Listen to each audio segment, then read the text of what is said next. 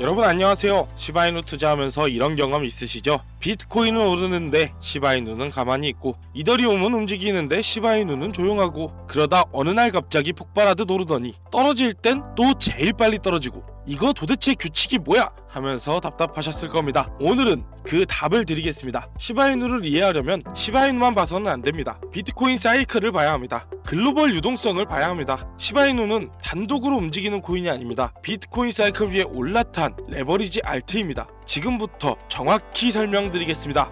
먼저 과거 사이클을 볼게요. 암호화폐 시장에 명확한 패턴이 있습니다. 1단계 비트코인이 먼저 움직입니다. 기관 자금이 들어오고 ETF 뉴스가 나오고 비트코인이 먼저 치솟습니다. 이때 시바이누는 어떻게 됩니까? 조용합니다. 그리고 그 다음 2단계 이더리움과 메이저 알트가 움직입니다. 비트코인이 어느 정도 올라가면 자금이 이더리움으로 넘어갑니다. 그런 다음에 솔라나, 에이닷, 폴카닷 이런 메이저 알트들이 움직이기 시작합니다. 이때도 시바이누는 어떻습니까? 여전히 조용하죠. 그리고 마지막 3단계 밈트코인과 소형 알트가 폭발합니다. 시장에 돈이 차고 넘칠 때 마지막 단계에서 밈코인들이 터집니다. 도지코인, 시바이누, 페페 이런 코인들이 폭발적으로 오르죠. 왜 그럴까요? 유동성이 끝까지 내려왔기 때문입니다. 시바이누는 밈섹터 2인자로 유동성 마지막 구간에서 탄력이 극대화되는 구조입니다. 정리하면 이겁니다. 비트코인 사이클을 모르면 시바이누 타이밍은 절대 못 잡습니다.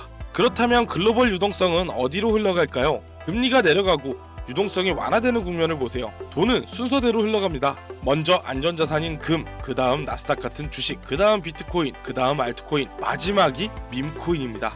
시바이누는 이 흐름에서 끝에 있습니다. 그래서 공포장에선 제일 먼저 빠집니다. 시바이누 죽었네 라고 사람들이 그렇게 말할 때 시바이누는 바닥입니다. 반대로 유동성 과열 구간에선 과장되게 오를 것입니다. 시바이누 10배 갈 것 같아 사람들이 그렇게 말할 때 시바이누는 정점입니다. 핵심은 이겁니다. 시바이누는 시장 돈의 온도계 끝단에 있습니다. 온도가 차가울 땐 얼어붙고 온도가 뜨거울 땐 끓어오릅니다. 그렇다면 구체적으로 어떤 타이밍을 봐야 할까요? 비트코인 도미넌스를 꼭 봐야 합니다. 도미넌스가 뭐냐면 전체 암호화폐 시가총액 중에서 비트코인이 차지하는 비율입니다. 이게 올라간다는 건 뭘 의미할까요? 돈이 비트코인으로만 몰린다는 겁니다. 이때 알트코인은 어떻게 됩니까? 말라 죽습니다. 밈코인은요 더 심하게 말라 죽습니다. 반대로 도미넌스가 꺾이면 어떻게 될까요? 돈이 비트코인에서 빠져나와 알트코인으로 흘러갑니다. 이때가 바로 알트 시즌입니다. 시바이누의 진짜 구간은 언제일까요? 비트코인은 고점 근처에서 버티고 도미넌스만 살짝 내려오기 시작할 때입니다. 이 타이밍을 놓치면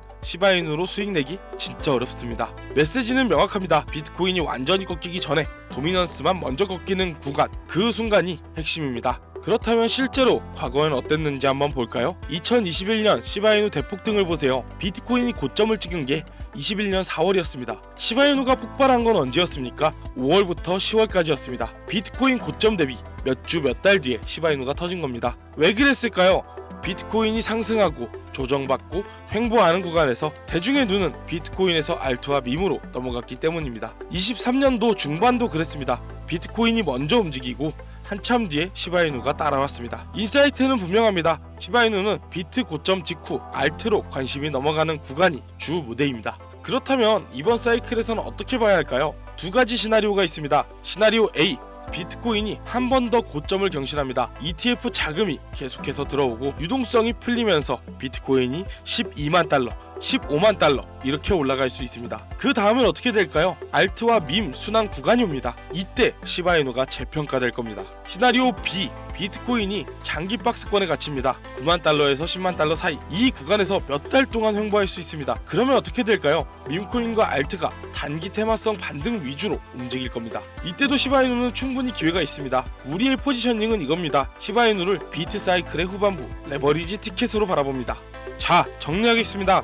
시바이누는 비트코인 사이클의 끝단에서 가장 크게 움직이는 자산입니다. 중요한 건 뭘까요? 지금 시점이 사이클의 어느 구간인지 판단하는 겁니다. 유동성이 어디까지 왔는지 읽어내는 겁니다. 비트코인만 보고 시바이누에 들어가면 타이밍을 놓칩니다. 도미넌스를 보고 알트 순환을 보고 유동성 온도를 봐야 합니다. 한 줄로 정리하면 이겁니다. 시바이누를 이해하는 건 결국 비트코인 사이클의 엔딩 장면을 어느 타이밍으로 보고 들어가느냐가 문제다. 여기까지가 비트코인 사이클 관점에서 본 시바이누의 위치입니다. 사이클을 읽어야 타이밍을 잡습니다. 유동성을 읽어야 수익을 냅니다.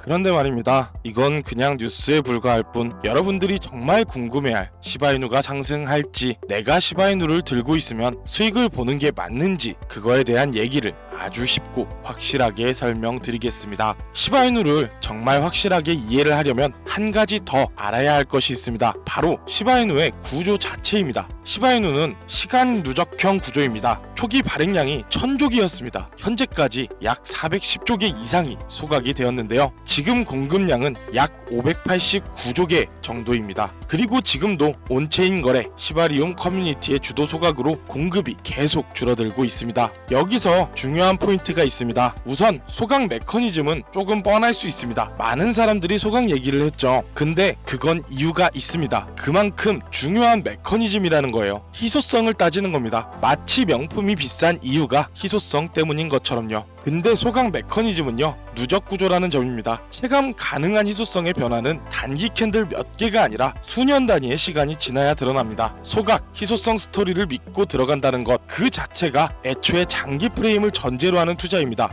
단기 캔들이 아닌 시간을 만드는 시바이누의 명품화입니다. 그리고 시바이누는 단순 밈이 아닙니다. 이제는 3종 토큰 생태계를 구성하고 있는데요. 시브는 메인 토큰이고 보는 거버넌스와 가스비로 쓰입니다. 리시는 로열티와 리어드에 사용됩니다. 거기에 시바스왑이라는 디파이 플랫폼도 있죠. 유동성 공급, 스테이킹, 파밍, NFT 거래까지 온체인 활동을 지원하고 있습니다. 그뿐만 아니라 시바오시 NFT, 메타버스 게임 프로젝트까지 진행 중입니다. 이런 인프라와 콘텐츠는 뉴스 한 번으로 끝나는 게 아니에요. 1년, 3년 이상 프로젝트와 유저가 얼마나 쌓이느냐에 따라 가치가 달라지는 영역입니다. 그렇다면 시바리움은 어떤가요? 시바이누 레이어2 네트워크인 시바리움은 출시 이후 빠른 성장을 보이고 있습니다. 수십억 건, 누적 트랜잭션이 이미 수십억 건을 넘어섰습니다. 수천에서 수만 건, 일일 트랜잭션도 구간마다 급등하는 패턴입니다. 수백만 달러. 반면 TV의 예치된 자산 규모는 아직 수백만 달러 수준의 초기 단계입니다. 이게 무슨 의미일까요? 네트워크 채택은 이미 시작됐지만 큰 자본과 디파이 머니는 아직 본격적으로 들어오지 않은 상태라는 겁니다. 정리하면 이렇습니다. 현재 상황은 네트워크 채택이 시작되었고 사용량이 빠르게 증가하고 있습니다. 향후 1에서 3년 동안에는 디파이 자본의 본격 유입이 예상되고 수수료 기반 소각이 가속될 겁니다. 장기 가치로 보면 시브의 가치 반영은 장기 테마 완성 단계에서 이뤄집니다.